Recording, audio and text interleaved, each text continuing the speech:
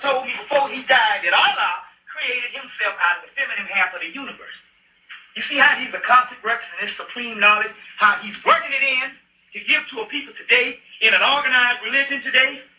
You understand? Which Allah simply means all, and if you get the Kabbalion, right in the Kabbalion, the word for all is coming from the teachings of Tahuti, and Allah means all in all, and that all is right in the Kabbalion, which coming from Tahuti, which means it's an older source. So we can trace everything we want to back to the Nile Valley and on back further. So he says it's interesting that my father said that this stuff was created this God was created from Allah was created from the feminine half of the universe, which means the womb, which after is saying is explaining the womb. Now Set, a suit, all of a sudden, in the mythology, supposedly, he falls from glory. Same Lucifer thing that you get in the Bible, how Lucifer was the devil, was a great angel and all. Because remember now, the great gods that you see in Kemet, they say, oh, this what you call it, not a monotheistic, but polytheistic religion. They got all them gods. Those gods later on in the biblical turn into angels. You want to trace them, you trace them into angels. Nancy talks about that. Turn into angels, still a polytheistic religion, if you want to put it that way. But we understand that polytheism is actually the God one or the one God. Get ancient Egypt, fetish to God. 1935, the year Wallace Budge dies. He said, I wrote gods of the Egyptians 15 years earlier, and I've been wrong this whole time. He said the gods was always a monotheistic religion. He said what I'm seeing is different aspects of the one religion.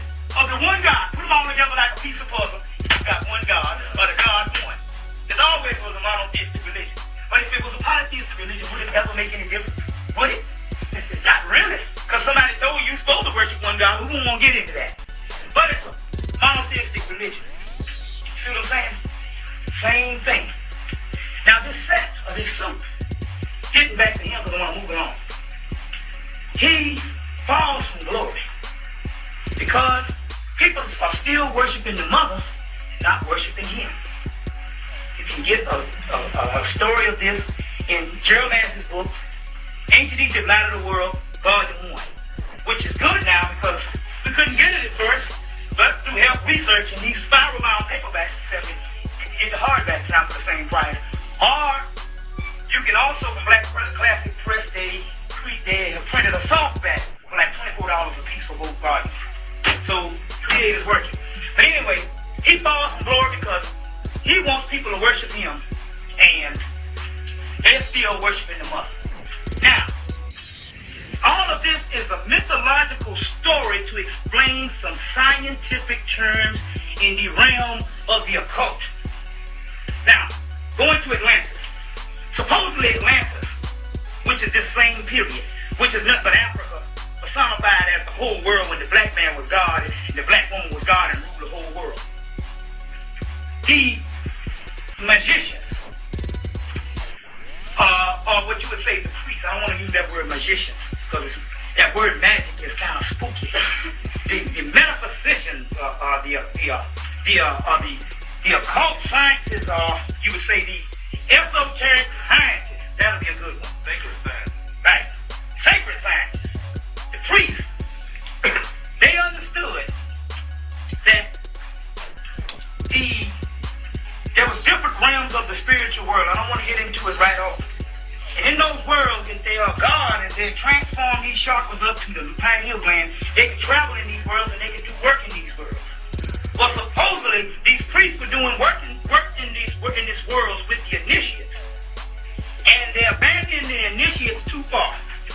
An account on this is some books that I asked them to order. They got them in. It's called The Astro Body by A.E. Powell. We got some here. Y'all buy them before this thing is over. In the chapter on the human artificials. Check. Now, they were doing work in this world. And so-called they left the initiates up too long. Now remember, in this metaphysical world, your own thoughts has got just as much weight in the universe as the planets and as your physical body. It's no different. Because you understand that's the spiritual world. And they left them in, and it was an experiment that went bad. And when they brought them back down, it created an artificial thought form. Artificial thought form, which is a cosmic energy in the heavens. And all documented. So, basically, we have C.W. Ledbetter, which is a big-time Mason. Big-time Mason in the Theosophical Society that's started by Mame Blavatsky, this white girl that knew that she better get her white people into some occult sciences because by the time 1914 come around, they would be gone. So C.W. Ledbetter and Annie Besant, which is a woman that was in the society. Number two, she's a 33rd degree Mason, as well as Blavatsky, a 33rd degree Mason. Now, the beast can put a woman in Masonry. Y'all better talk to them doggone whoever, Prince Hall or whatever, and say, look, we're going to get to the new eon, even though that's a social organization, we need to do something by putting the women up into the Masonic order. See what I'm saying? Put them in. Because if the white girls can be up in here, 33rd degree, then ain't no sense for the black woman to be walking around here with calling herself an Eastern Star. He's got to have a man present each time they do some stuff. You see what I'm saying? But anyway, Ledbetter talks about this artificial thought forms, and he talks about this time during Atlantis. We use the word Atlantis as a code word for just say black people ruling the universe at this time and ruling the earth. You see, we'll say that this thing going wrong, for sake of argument, we'll say around 6,000 years because we can trace this white boy back to this time. So let's say in Africa instead of Atlantis, because number one, when Plato heard about Atlantis, he heard it from the priest, and when he heard it, he only heard it was a place that was under the water. It was called Atlantis, and he took us back to Greece, and they had 300 books been written on it ever since. From that little bit of information, you understand what I'm saying? But anyway, Ledbetter, when he's talking about Africa, or let's give it a new word because we don't even need to use Africa at this time. Let's say the black man's dominion or the black woman's dominion. At this time, he said word, but just say black people ruling the universe at this time and ruling the earth. You see, we'll say that this thing going wrong, for sake of argument, we'll say around 6,000 years because we can trace this white boy back to this time. So let's say in Africa instead of Atlantis, because number one, when Plato heard about Atlantis, he heard it from the priest, and when he heard it, he only heard it was a place that was under the water. It was called Atlantis. And he took us back to Greece, and they had 300 books been written on it ever since. From that little bit of information, you understand what I'm saying? But anyway, Ledbetter, when he's talking about Africa, or let's give it a new word because we don't even need to use Africa at this time. Let's say the black man's dominion or the black woman's dominion. At this time, he said that this Aryan race was created at the time that this artificial thought forms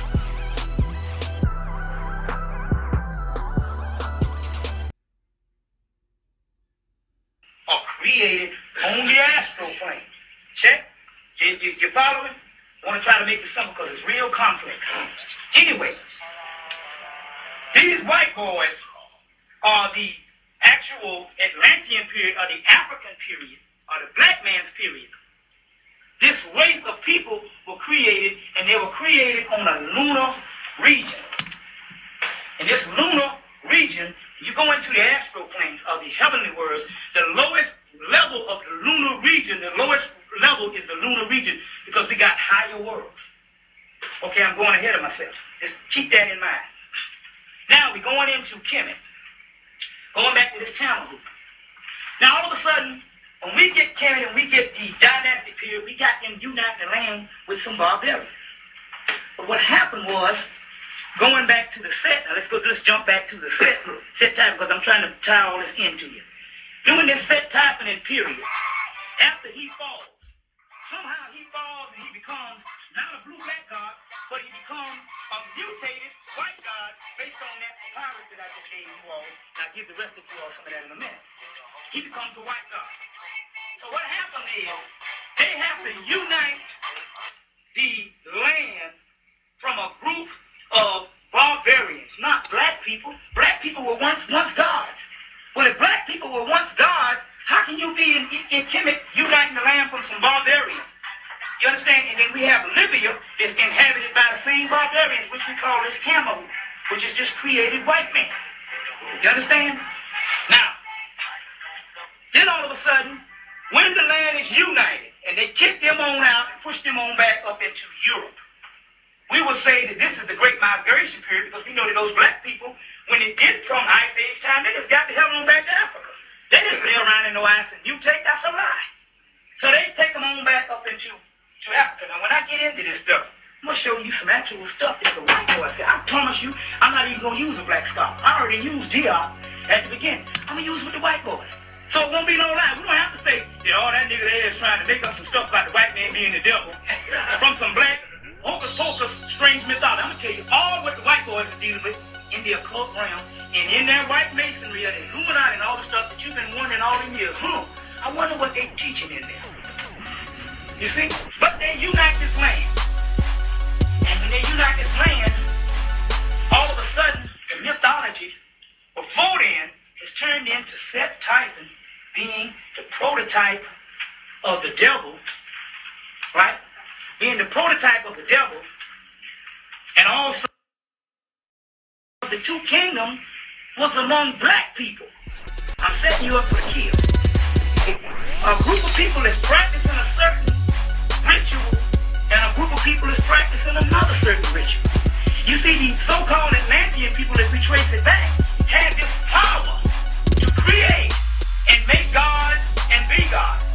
But the same power that they had, they could either use this power for good or could they use this power for evil. So obviously this set title that this evil religion and talking about this evil deity has got to be talking about some type of metaphysical practice. More than it is, we arguing over statues and deities that you say this is the devil. In principle, they're talking about practices. Now we get the Hyksos period, and all of a sudden they're saying the Hyksos are people that worship Seth. You can get this in Massey's Book of the Beginning, Volume 2, or you can get this in a new book by Donald Redford called Egypt, Israel, and Canaan. Book called Donald Redford, new book, as well as there's a lot of sources. It said that the Hyksos worship Seth. Well, that's funny, because of the Hyksos, most of them, even Martin Bernard traces them all the way back to Palestine. He traces them back to Palestine based on a document that's coming from Manetho, and later on repeated in a hostile article with the great Josephus in his books. The histories of Josephus talks about an article called Against Apion, which was an Egyptian priest. But anyway, we trace them back to Lebanon. Well, if this is an Egyptian god, what would the people in Lebanon or Palestine be worshiping an Egyptian deity? Is this all holes in it? Okay, now this Hyksos people are in, and they're worshiping Seth.